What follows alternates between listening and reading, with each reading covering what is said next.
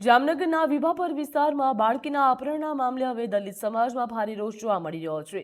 જલાલ બંગલા ખાતે મોટી સંખ્યામાં સમાજના લોકો એકત્રિત થયા હતા। પોલીસ તંત્ર સામે ઉગ્ર વિરોધ પણ નોંધાવી રહ્યા છે। જ્યાં વિરોધકર્તાઓનો આક્ષેપ છે કે હજુ સુધી કેસમાં સંતોષકારક કાર્યવાહી થઈ નથી।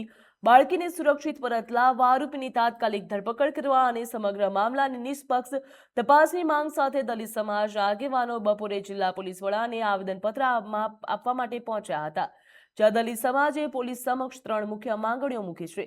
પ્રથમ કે અપહરણ કરાયેલી બાળકીને તાત્કાલિક અને સુરક્ષિત રીતે શોધી કાઢવામાં આવે, તો બીજી આરોપીની વહેલી તકે ધરપકડ કરવામાં આવે અને કાયદેસરની કાર્યવાહી હાથ ધરવામાં આવે, અને ત્રીજી સમગ્ર ઘટનાની નિષ્પક્ષ અને પારદર્શક તપાસ કરવામાં આવે।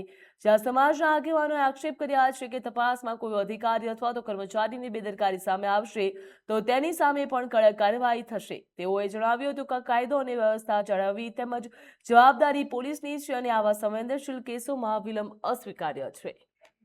એક 12 વર્ષની અનુસૂચિત જાતિની દીકરી, વિભાપર ગામની વતની, નાની સગીર વયની દીકરી, એના પિતાજીનું મૃત્યુ થયેલ છે। એની માતાજી કચરો, કાગળ, પ્લાસ્ટિક, પતરા એવું ભંગાર વીણવાવાળી બેન છે અને રેલવેની અંદર કામ કરતી હતી। સગીર હોવા છતાં એ કામ કરી અને પોતાના કુટુંબને આવક થાય થોડી, એ માટે પ્રયત્ન કરતી હતી। ત્યાં એક જેસીબીવાળા ભાઈ હતા, એની ખરાબ નજર આ છોકરી ઉપર હોય એવી ફરિયાદ કરવામાં આવી રહી છે એના કુટુંબીજનો તરફથી, અને એ માણસ આ દીકરીને ઉપાડીને ભાગી ગયો હોય એવું લાગે છે।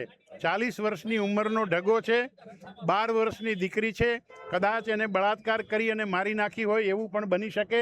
7 તારીખથી આજ સુધી પોલીસ તંત્રમાં અવારનવાર રજૂઆત કરવા છતાં કે અષાઢી બીજનું બંદોબસ્તની અંદર પોલીસ છે એટલે કોઈ કામ નહીં કરી શકે, ગવર્નર આવ્યા છે માટે કોઈ ધ્યાન નહીં આપે। આવી રીતે કાયદો અને વ્યવસ્થાની અંદર જો કોઈ વીઆઈપી આવે અને આખું તંત્ર ઠપ થઈ જતું હોય તો પ્રજાએ જાવું ક્યાં?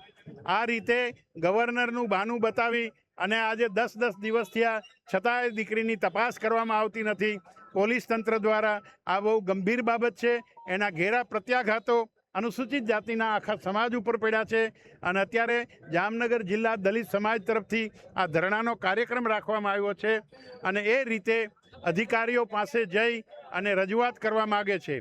અધિકારીની છાપ ને ધાક એવી હોવી જોઈએ, એનો ખોફ અને એની બીક એવી હોવી જોઈએ કે એને કોઈ પણ ગુનેગાર માણસ હોય એ અથવા તો ક્રિમિનલ હોય, હેબિચ્યુઅલ ક્રિમિનલ હોય, એના માટે હદપાર કરવાના, કાગળિયા કરવા માટે ટાઈમ ન બગાડવાનો હોય, પણ એની ધાક અને એના રોફથી જ એ લોકો જિલ્લો છોડી અને બીજા જિલ્લામાં ભાગી જાય એવું વાતાવરણ ઊભું કરવું જોઈએ। અમારી માગણી એ છે કે તાત્કાલિક આ દીકરીની ભાળ કરવામાં આવે અને આ દીકરીની તપાસ કરી ક્યાં છે, શું છે, અને એ જેના માટે શંકા બતાવવામાં આવે છે એ માણસ જો મળતો ન હોય તો એના કુટુંબીજનોને પણ સાથે લઈ અને કોઈ પણ રીતે, અત્યારે વિજ્ઞાન અને ટેકનોલોજીના જમાનાની અંદર તહોમતદારને પકડવો અઘરું નથી, છતાં પણ કેમ સરકાર આ કંઈ કરતી નથી એ એક પ્રશ્ન ઊભો થયો છે। આજે 1:30 વાગે એસપીને આવેદનપત્ર આપવા જવાનું છે।